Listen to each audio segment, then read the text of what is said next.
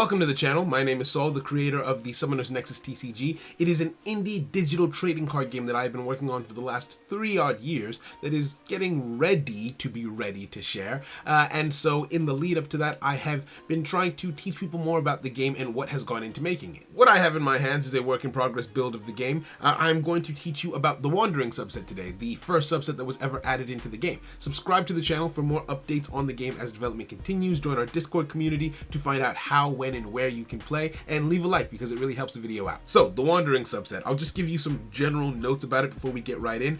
This is the deck used by the main character of the series, which is why it was the first deck that was ever created. The Wandering Ryu, I believe, was the first card I ever actually conceptualized, and the origins for this card were kind of interesting. Now, in complete honesty, I do not remember the order of events that led to this card's creation. I remember that I was downstairs in my sitting room just pacing up and down trying to come up with ideas for the series on what I wanted the main character's powers and abilities to be, but I don't remember what came first, the card or the abilities. I do remember though that initially I wanted the character to have lightning based powers, and so that is where Kieran came from. That's why it's the first effect on the docket. Even though Switch is the main effect of the card, Kieran comes first because it was the first thing that I thought of. Once I had the fact that he was going to use lightning powers down, I started thinking, okay, what plot relevant things do I have about him that could tie into the creation of the rest of this card's abilities and maybe a surrounding deck as a whole? That was where we started to get into the idea of the Wandering subset, because the main character is part of a generational cycle. And so though it's really on the nose once you actually hear the reasoning for it, he's part of a generational cycle within his family,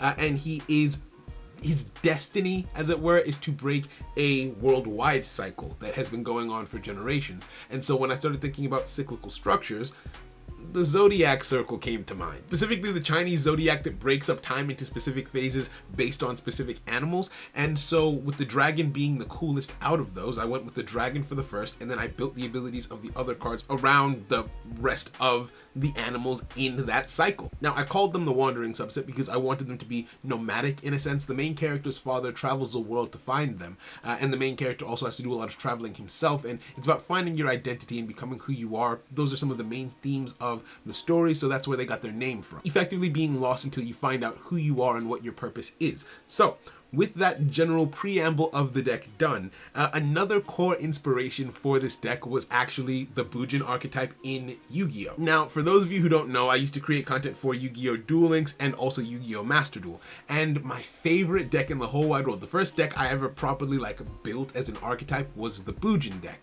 And that is a deck of cards that has a bunch of beast warriors as the main focus of the deck with their own abilities. And then they use smaller beast type monsters for their effects by sending them to the graveyard, and then the weaker cards make the other cards stronger. It doesn't work exactly like that because I say weaker cards, they're all level 4, right? It's a different medium of expressing the abilities and effects of the cards and their stats and so on and so forth, but you get the idea. It's that you have a small group of core cards and then weaker cards that support them. I really loved this, and so I wanted my main character's deck to reflect this in some way because it conveys the idea of unity and team spirit and solidarity. So this deck is built around weaker rank 1 avatars, which rather than needing to be in the grave to activate their effects, they tribute themselves to the graveyard when activating their effects to make the other cards more powerful. That being said, that base concept is carried over, but all of the effects are completely different because we don't have types in this game. Now, to not waste too much time on any one card, I want to think about specific ones that will be really fun to talk about, and I like the Wandering Boss Guardian especially because I think he has a really cool design. He's supposed to be the ox of the zodiac circle,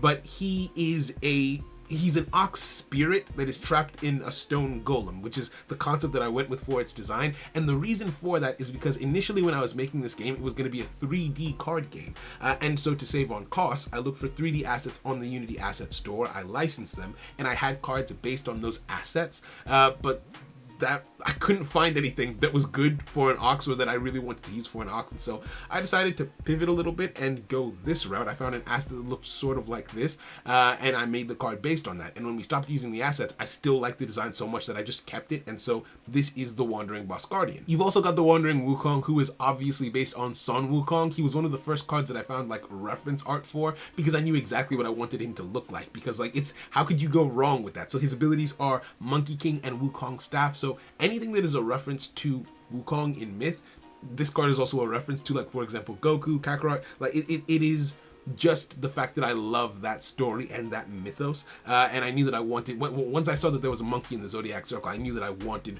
one of the cards to reference Wukong. So yeah, that's him. Now, I wanted the effects for this deck to sort of reflect what those animals did or meant or represented in the Zodiac Cycle, and so with the Wandering Phoenix, it's got Rite of Ashes, because phoenixes come back after they die from said ashes. Now, for a rank 1 card to have the ability to revive itself from the graveyard, that felt a bit too extreme. Once this card gets maybe an Ascension or something like that, it might have an ability similar to that. But for Rite of Ashes, I thought, okay, well, what if instead of it being that this card revives itself, it could be that this card sacrifices itself to leave a lasting impact on the field. It lives on through its effect. So when the Phoenix dies and goes to the graveyard, it chooses one of its comrades and it boosts its attack, which is great, but it also leaves them with a burn, which is bad, but that burn is supposed to signify the Phoenix living on through them. Wild Roar is straightforward. He's a tiger, he roars, he boosts your attack. Venom Pulse is also straightforward. She's a snake, she puts venom into your system, you get paralyzed. Ifrit is one that in truth is a bit different, because I don't remember what Ifrit's original ability was. I just know that it wasn't this. Now for Ifrit, in fact, let me show you the default art for Ifrit, because he is supposed to be the goat in the Zodiac Cycle. And for that, I mean, it just seemed very easy to go like a Baphomet, like a goat demon type monster for this. And so the Wandering Ifrit is a demon goat child, effectively. And he is supposed to be from the underworld as a result. So I wish I could tell you what his original effect did, but I don't remember. Now, what his current effect does, it's called Chaos, is it makes other cards on the field void, which void is a status condition where if a card is made void, it cannot interact with other things on the field. It just doesn't exist for the purposes of that given turn. And I loved the change. I felt like it fit this card perfectly. And the logic that I sort of came up for it was like, okay, well, he is from the underworld. Maybe he's dragging the card into the underworld with him for a little bit. So when he goes to the graveyard, he's going back to the underworld. And it's like, hey, no, you come with me, sort of thing. And so it makes you intangible. Your spirit gets sucked to the underworld while your physical body stays on the field, which is why you become void. This card, Mraga, he's like this because I'm stupid. He's like this because I'm dumb. He's supposed to be the horse in the Zodiac Cycle, but he's a deer, and that's because I used to think that horse and deer were very like genetically close to one another. I thought they were very genetically similar.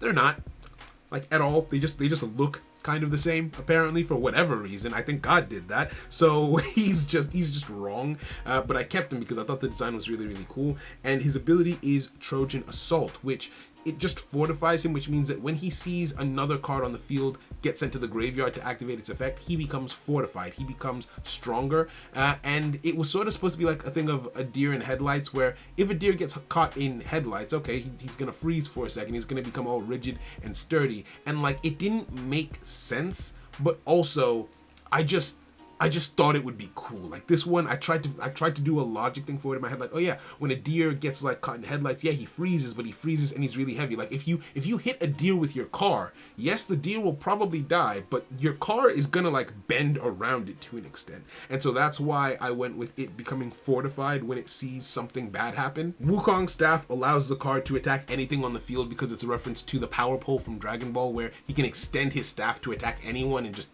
do stuff with it. And those are like the primary card abilities that I feel like are worth talking about. Most of the runes in the deck were made to sort of fill specific gaps or counter specific weaknesses that I felt like the deck had. Like, for example, the Wandering Anim allows you, when a card is tributed, to add a card from your graveyard back to your hand. And because of how much, like, because this deck loses a lot of its board presence, it was actually the first deck to get a card that could revive cards from the graveyard or add them back to your hand from the graveyard. Other decks eventually got this as well, just to make things a bit more fair. And the way that it is activated, it is tied into the deck's mechanics, where you have to tribute something, you have to give something up in order to activate this card. Because they're nomads, because they move around a lot, Ryu is the main card with like a switch ability, and he switches with all of the cards on the field, because the main character has the ability to teleport and switch between things, and so that's where that comes from. But for the other cards to be able to have some spatial manipulation without Ryu present, I created the rune Journey's End. That way the Wandering deck doesn't just revolve around Ryu to do the whole wandering part of the equation. combination, they can also do it on their own. Now, in truth, Ryu was just a titan in this game. He was impossible to balance. I had to nerf this card so many times, and he's still one of the best in the game. And I think that is just because of the value that he brings. Like, he was and is the linchpin of the deck, and his primary abilities that he uses are Kieran and Dragon Dance. Kieran moves him to your assault zone and boosts his attack by 100, and Dragon Dance moves him to your defense zone and boosts his defense by 100. And so he is your offensive titan, he is your defensive tank. And the deck doesn't live and die on his whims, but it is very reliant on him, I would say. And so he had to be tempered. Like before, I think he got a 150 boost. I think before his stats might have been higher. He needed to be balanced. There was so much that went into it. And in the game currently, even aside from like the game balance aspect of it, in the game development section of it, because his abilities involve him teleporting all over the field, he is the card that breaks the game the most. Like the card that I've probably spent the most time on is this one, despite it being the first one that I made. Well, I guess it being the first one that I made gives a reason as to why it's had the most time to be worked on, but at the same time, you think it would be done by now. But in terms of its stats, I'm happy with it. In terms of its abilities, I'm happy with what they do and how they work. I had to add so many restrictions before he could teleport anytime he wanted, but in order to make it more fair to the opponent and like telegraph it a bit more, I made it so that Kieran and Dragon Dance needed to be activated at the very beginning of the turn. If you activate them, well, if you had the ability to activate them at any point in time, well, now you never know what Ryu is going to do. Is he going to attack? Is he going to defend? Is he going to switch? But now once you get if you get past wave start against Ryu, well, if he didn't activate Dragon Dance or Kieran, you know for a fact that he's going to switch, and so that limits the potential options you have to worry about. Now, just to explain that a little bit better, think about it like this. Let's say I have, I don't know, 5 cards on the field right now that are wandering cards. Awesome, cool.